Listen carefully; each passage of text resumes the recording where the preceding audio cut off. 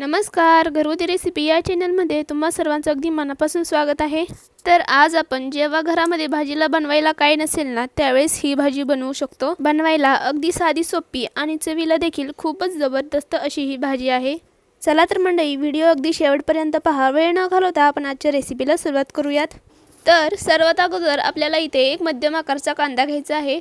कांद्याची साल काढायची आणि कांदा व्यवस्थित असा चिरून घ्यायचा आहे, म्हणजेच कापून घ्यायचा आहे। कांदा छान असा बारीक बारीक चिरून घ्यायचा आहे। कांदा चिरून झाला की आता आपण इथे टोमॅटो चिरून घेऊयात। पहा, एक मध्यम आकाराचा कांदा पण आपल्याला इथे चिरून घेतलेला आहे आणि एक मध्यम आकाराचा टोमॅटो देखील आपल्याला इथे चिरून घ्यायचा आहे।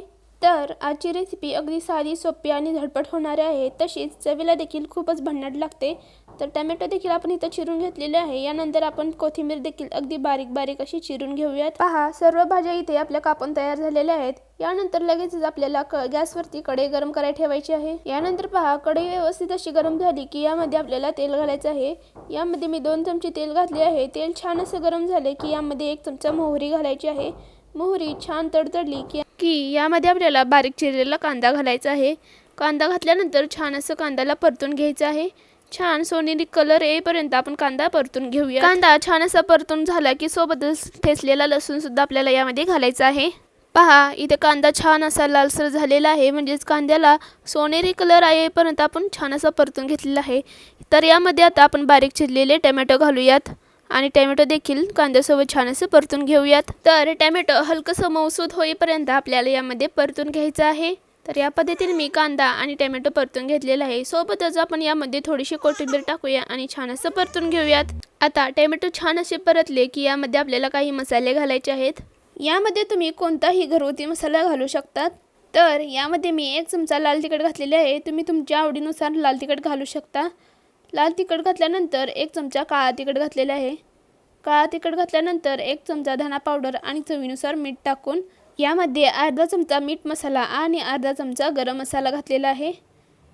तर मसाले घातल्यानंतर हे छान असं परतून घ्यायचं आहे, म्हणजेच एकजीव असं मिक्स करून घेऊयात।